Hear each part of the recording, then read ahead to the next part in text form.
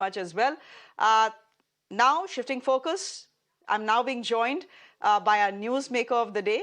We have Congress's top legal, three-time MP, CWC member, and senior advocate of the Supreme Court, Abhishek Manu Singhvi, who is joining us on the broadcast. Mr. Singhvi, good evening. Good to have you on the show. You're not in Mumbai, but any thoughts on what is going on in Mumbai at the moment? You know, the BJP has dismissed it as a photo op. I think it will be extremely unfortunate for citizens of this country to dismiss what is happening in Mumbai as a mere photo op. It's much, much more than that. The question is, can India give India a credible alternative to Prime Minister Modi? That's the question I want to ask you.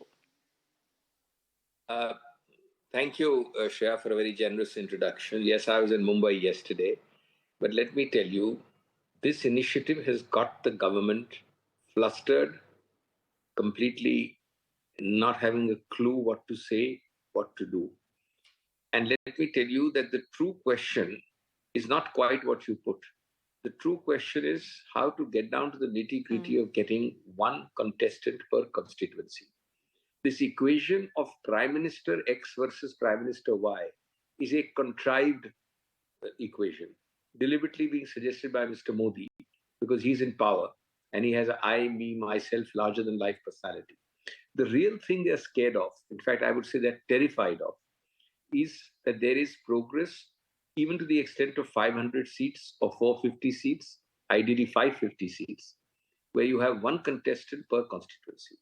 And let me tell you that the great thing about this initiative is that this is moving slowly, no doubt, and it must move slowly, but steadily towards that objective. And actually, if you think a little more carefully, it's not that difficult either. Barring, say, a few states, and we know the names of those states, you know, one in the east, a couple in the north, etc. Most states work themselves around a poll fairly easily. Let me give you a blunt example, and I never believe in mincing words, as far as possible, I'm frank. I mean, there are some parties who may set up candidates every time in a Madhya Pradesh or in a Chhattisgarh or in Rajasthan. They're not serious about it. They don't do it out of seriousness. They know that the poll in these states, for that matter, even in Gujarat, is the Congress. So if this synergizes and moves in the right direction, you will find those things falling in place. Now, there would be a problem. I'm not underestimating it. And I think it's best to meet it front up. In some states, like maybe West Bengal, where there is a triumvirate, maybe in Punjab, maybe elsewhere, but every party knows that. And they are putting their best foot forward. You give one, I will give 1.1. And that spirit is already starting, and that is what is terrifying the NDA and Modi government.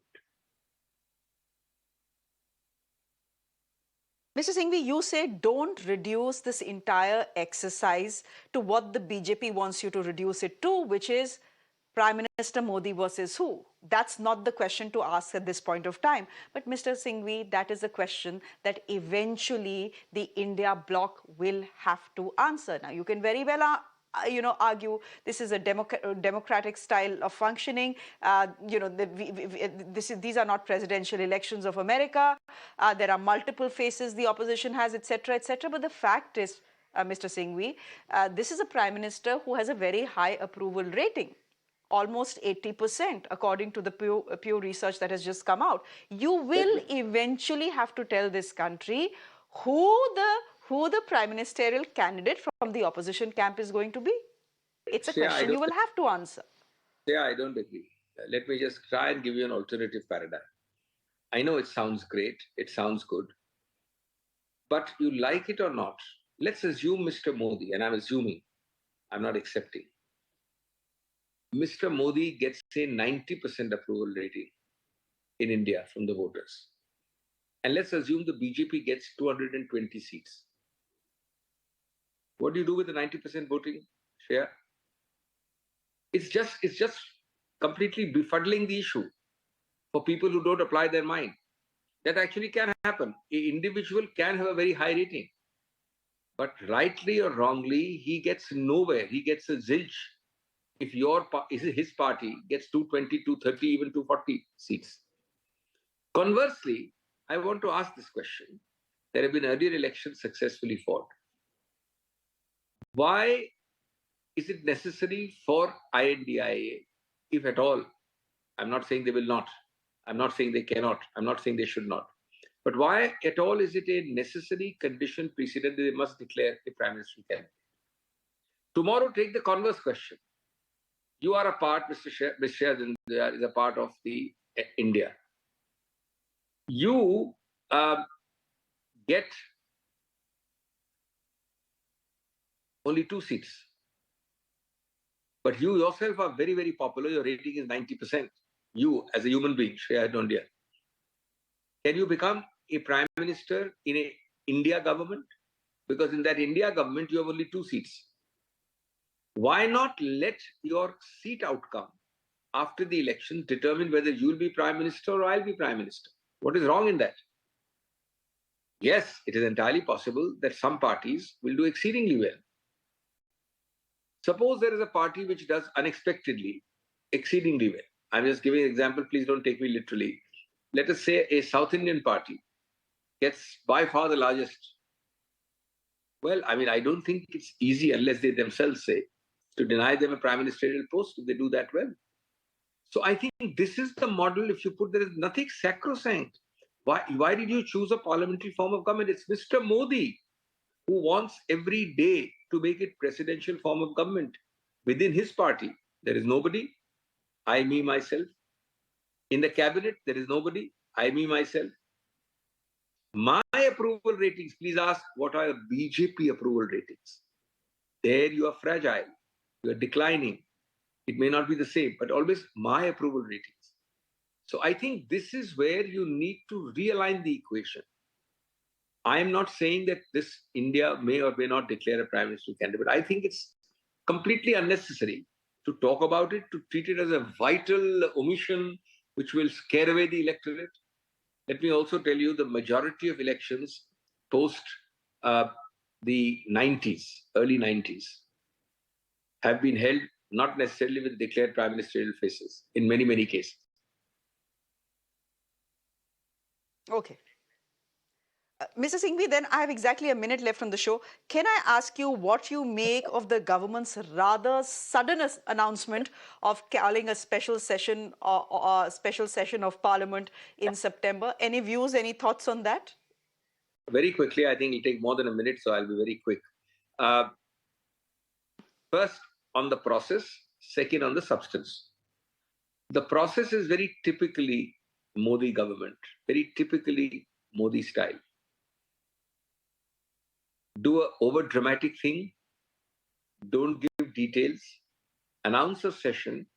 Why should you and I be speculating about the agenda for the session? Why couldn't you announce the agenda along with the session?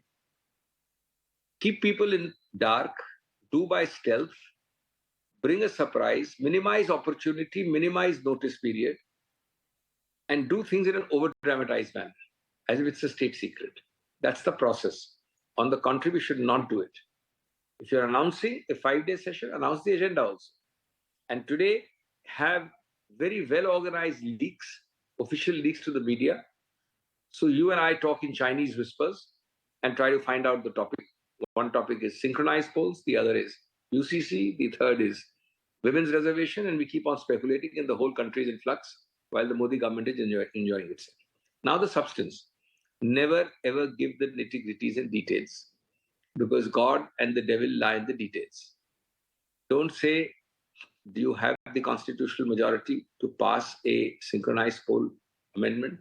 Don't explain why, how. Don't say how a non-NDA government, let's take for example Karnataka, elected a few months ago, is going to be forced to dissolve itself in a few months' time to satisfy the vanity of the Modi government to have synchronized polls, let's say in May 24. Don't tell you how, if miraculously you do have synchronized polls, miraculous, these are possible according to me. What happens after 3 months when Shreya Dhoundial, the chief minister of X, loses a majority? Then I prop you up with an artificial majority. Do you intend to use 356 coercively? Never answer the difficult questions. Keep the pot boiling. have fun, keep people guessing.